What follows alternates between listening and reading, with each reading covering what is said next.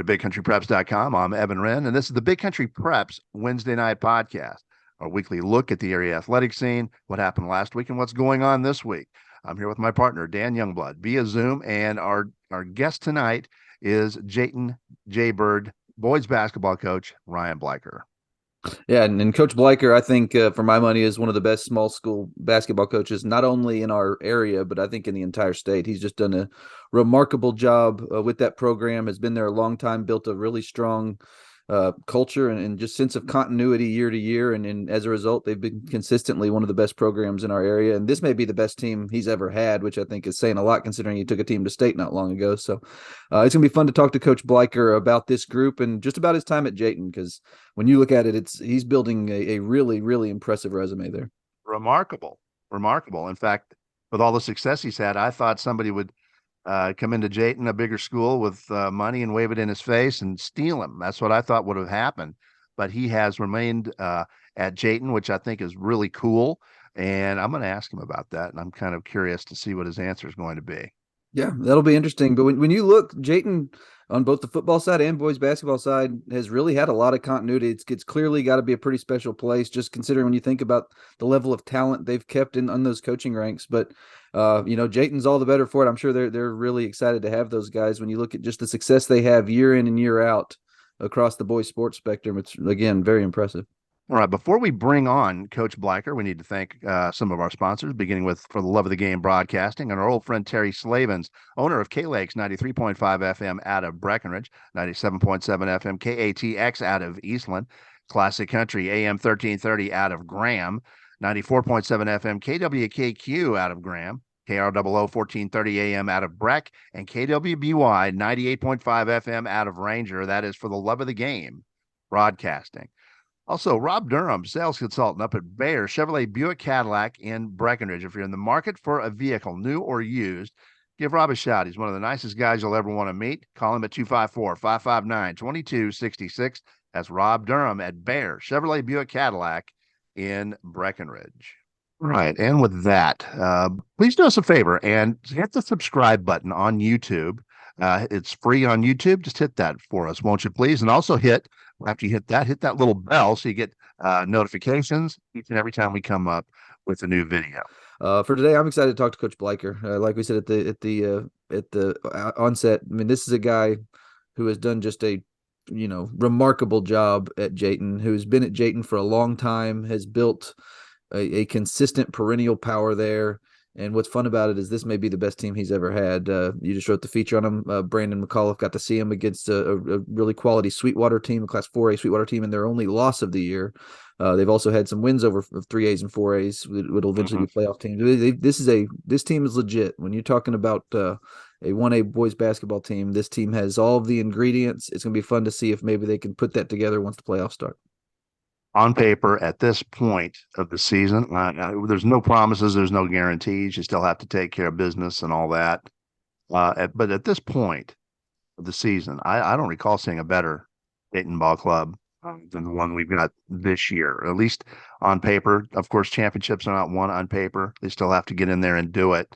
But on paper, anyway, this is the best Jayton team that they've had since I've been here, and I've been here since 06. Yeah, and that's saying something because they made a run to state not too long ago. And what's kind of interesting is that team they took to state was more very guard driven, some smaller guards who are just really good, tough, tenacious players. This team's got a little bit more size. And it's going to be interesting to see how they can match up with some of the other teams in their region, and if they get to the state tournament that way, because this is a very long team for Class 1A, a ton of size and really a lot of versatility. Not all that size is in the post. They got a lot of. I mean, they got one of the best guards in the entire big country is a 6'4" guy with some real length to him. So this Jayton team, like I said, has all the pieces. It's just going to be fun to see if they can put it together. All right, I'm ready to talk to him. You ready to talk to him? Yeah, it looks like he's ready. So let's go ahead and get Coach Bleiker on. And joining us now, Jayton boys basketball coach Ryan Bleiker. Coach, thank you so much for joining us. We appreciate it. Oh, thank y'all for having me. Now, Coach, the first question, I already know the answer to this, but we want to hear it in your own words. Just tell us, I mean, you're off to a 29-1 start. You're number 2 in the state. You just start talking about what is so special about this ball club.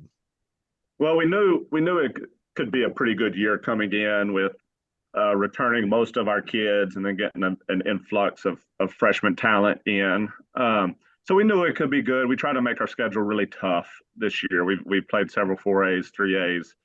Our tournaments have been really good. And so once we kind of turned that corner and we kept winning and having really big games. And to be honest with you, I really thought we'd probably have 6 or 7, 8 losses by now. I told the kids that the other day after Sweetwater beat us that was probably the best thing for us was to lose that game. And we bounced back against Brownwood the next week and played, or the next game, and played really well and won. But just their competitiveness and really how they bring it every single night.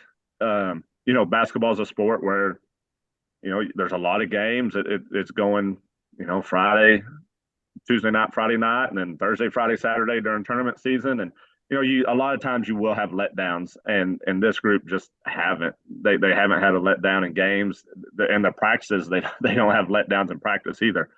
Part of that is because of our depth. You can't have a letdown because there's somebody at number 6, 7, 8, 9, 10 who will take your spot if you do.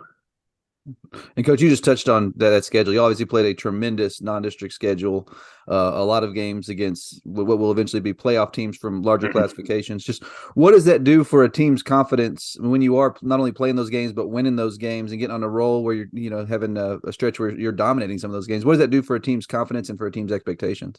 Yeah, I think it really grew us up a lot. We did return a lot of guys, but we also had some kids that are playing different roles, more minutes now. A couple freshmen that are one starting and one plays a lot of minutes off the bench. It allowed them to grow their confidence and know that we can compete with anybody. And we really tried to focus on back-to-backs, Tuesday night, Friday night, make those games really hard. So we could simulate playoffs. So, because like I said earlier, it's easy to have that letdown, and I think the kids have what we're growing towards is the playoffs, and hope that we've tried to simulate. You can't simulate playoffs by any means, but we've tried to as much as we can, and so I hope that when we get into those games, we get into the playoffs, and something goes wrong, adversity hits, that the kids will just understand they've been here before, they've done it, they've gotten through it, and they can do it in the playoffs as well. Okay, and you referenced that Sweetwater loss. I remember when we covered that game, I remember the quote you had, seeming almost relieved just to kind of get that one loss. Just what did this team gain from that experience? Well, Sweetwater was great for us because, first off, they're really good they're really well coached. They're really athletic and tough. And we rolled into Sweetwater, and there was a lot of people there, and it was a tough environment to play in. And some of our younger kids, it was a shock to them. Even though we played some people like that in the summer, just the intensity of the game was really good for us. I would say the intensity and the speed of the game, the speed that we had to guard and the speed that we had to execute on offense, really kind of was a shocker to our kids, I think, in the first 4 minutes of the game. But then they adjusted, and I think going forward, we'll always be able to look back on that and say, remember this time? Okay, remember that. That's why Sweetwater was so good for us. Coach, you're on a nice run, year-to-year run now. Jayton has consistently been one of the top 1A or even 2A ball clubs that we've got in the big country now for a number of years. What's been the key to that? What's making you Evan, so consistent? This is going to be kind of maybe a little bit different answer, and it's something that's fresh on my mind because we just got done on Saturday. But our little dribblers program is really good. And we played 19 games on Saturday, and we went 17-1 in those 19 games. And a lot of it is the parent involvement, the volunteers, all the coaches that coach. Our little dribblers program is basically all school officials that coach. Almost all of our coaches coach multiple teams on the little dribblers. And I think that is kind of the start of it. But if you go back to when we first started this run and we first started getting into it, I think it's really big for your junior high to see success. And I think it's big for your junior high we try to get as many junior high managers as we can on the team. We just try to get as many. And I think it's important for them to see success. And I think it's important for them to go to those playoff games. And, each group just kind of passes it down to the other. And, I think that's a big part of it too, seeing success, experience it. They're on the bench with us when we do see that. And it just generates this love of we want to do the same thing. We want to do it. And it gets them in the gym a lot. They're in the gym a lot. I mean, it's not just a basketball season thing. It's a basketball season, off season, and they're in it all the time. And that's what's kind of interesting is we're talking about this Jayton team, this year's team being maybe the best you've had, which you look at the success that y'all have had in really the going back years now. That's really saying something considering how many times y'all been to the regional tournament, made that run to the state tournament not too long ago. Just how much of that is where each group kind of wants to be the best group during this run? Yeah, that's a big part of it. And, my son's an 8th grader and he still talks about it. He asked me the other day for the Nazareth film from the state tournament so he could watch it. Like, that's a lot of it. And of course, he being a coach's son, he's going to be a little bit more into it. But, those elementary kids from when we went to the state tournament, they remember that and the excitement and everything with it. And it just helps kind of build on top of each other. And then our parents are great. And I know that's a cliche answer and everybody says it, but ours really do. The volunteer time, the taking them wherever they need to go. We have gone to Kansas in the summer every now and then, and we have parents volunteering all over the place to drive them, take them. We'll go stay the night, and that is a really, really big deal for us as well. Coach, I'll be honest with you. With all the success you've had at Jayton, I expected you to be coaching at, say, 3A or 4A now. I thought that some big school would come and sweep you out of Jayton, but you have stayed, which is very commendable. So I guess my question is, are you in it for the long haul? Will you stay at Jayton, or are you just keeping your options open, or what's the deal? If I want to stay married to my wife, I am going to stay in Jayton. That has been very clearly put out to me that if I ever wanted to leave, she's not going with us. Or with me. The kids would also stay. They would also not go with me. No, Jayton is such a great place, and it's hard to understand. Like, it's hard to explain it. But our kids make it so much fun, whether it's football or basketball or whatever it is. They make it so much fun because they're such good kids, and Jayton's such a unique little place that I've never even considered it. Never even thought about it. So when you throw all that good stuff that we have, like, and then this is, my youngest son on Sunday got on his bike and he was gone for 3 hours. Like, I don't know where he was. I don't know what he was doing, but he was on his bike and he's fine. And little things like that make Jayton really, really good. And then you throw the athletic success on top of it. And then most importantly, you throw the type of kids that we have here on top of it. It makes it a very, very easy decision to not ever leave. I can almost hear the collective applause coming down from Jayton right now. I think there's a lot of people happy to hear what you just said. And Coach, looking at this year's team specifically, one thing that kind of jumps off the page when you look at it is just that you're blessed with a lot of size, and it's not necessarily just that height. It's really well-rounded basketball games in that package. Just how blessed, how big of a blessing is that to have that kind of size and that kind of versatility at the 1A level? Yeah, it's great. We kind of talked about this earlier when we talked about Nathaniel. The size is great, but the length, if that makes sense, is even better. The fact that we have guards that are 6'1" and up to 6'4", and their arms, they just seem like they're so long. We've had one team like this before, and that's it, just one, where we were and we weren't this big, but kind of had some of the length that we have, and it makes our defense so much better. The kids, we used to always have to work on charges, and we still do work on charges, but this year a couple of them have the right to block shots, and that's not something that Jayton has a whole lot of in the past. We've been kind of built on take charges, take charges, take charges, and then just block out like crazy. And this year, it's given us just a little bit more flexibility in what we do with our defense. We play a little bit faster, a little bit more trapping, and some different things like that. So it just changes what we can do. It just adds dimensions to what we can add to our defense. You sort of answered our next question, but I'll go ahead and ask it. Tell us about what adjustments you've been making to this year's team, because it is different It is. than so many of your other teams. But I mean, on a year-to-year basis, do you stick pretty much with the same blueprint, or do you largely adjust it to your personnel? So we're the same every year. We're the same. I touched on the little dribbler stuff. We're the same in junior high. We're the same with our fifth and sixth graders. We're the same with our third and fourth graders. So the fundamentals of it are the same every single year. We've been running man defense. I mean, I think this is my 18th year to coach. We've been running it for 18 years, and our offense is the same. What we've changed this year is we are more willing to play fast. We are, and it's been a struggle for me. And we've talked about it with the kids, that I like to see scores in the 20s and 30s. And, that's how we've got to the state tournament. We've just grinded it out, and we've been extremely tough. And this year, we're playing a little bit faster. It's been hard for me to accept giving up more points.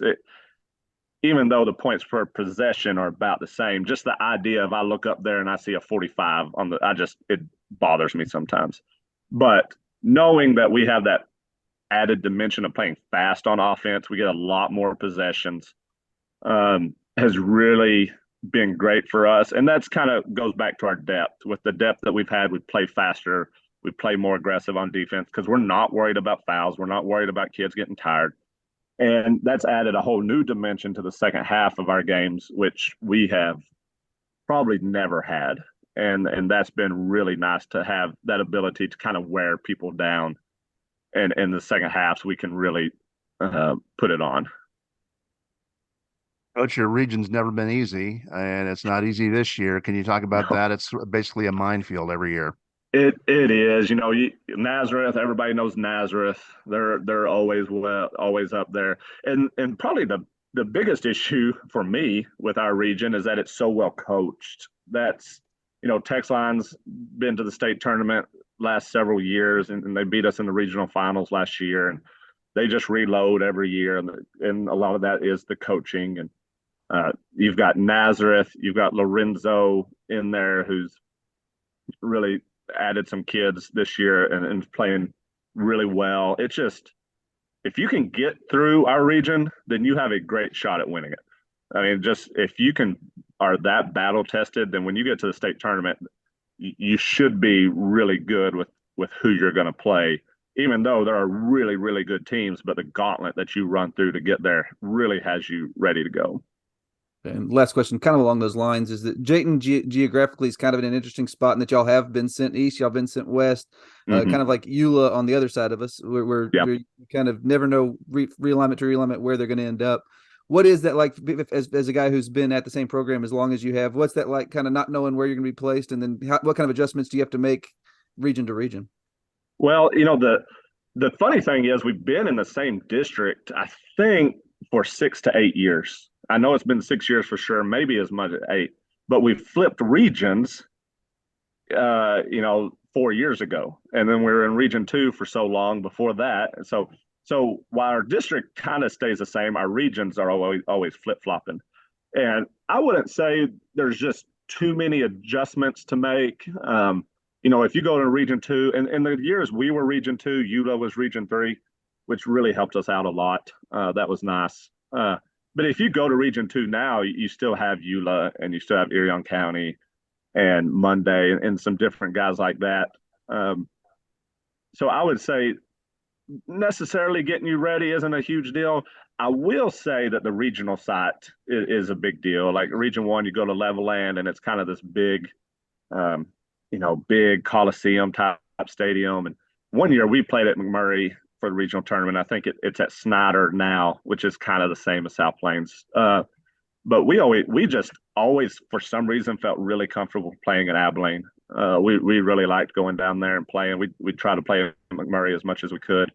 Um, so I think that's the biggest issue. The style of plays are a little bit different, and then that you get, the Nazareth and the text lines up here.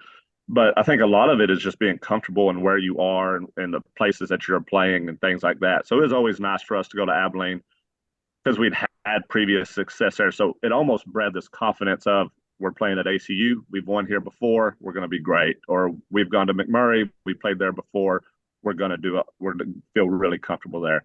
Luckily, we've been to South Plains enough now that it feels the same way for us. So, a lot of basketball just being comfortable where you are and comfortable where you're playing. So, especially in the playoffs. Rich, thank you for joining us. Thank you so much for your time, and we will definitely be keeping a close eye on the Jayton Jaybirds the rest of the way. Thank y'all. And that was Jayton boys basketball coach Ryan Bleiker, and amongst really the job he's doing there is comparable all the way up to 1A to 6A throughout the big country. He's just done a remarkable job, and I'm going to go ahead and say it. I think they got a shot at going all the way this year. I really do. The way they're looking.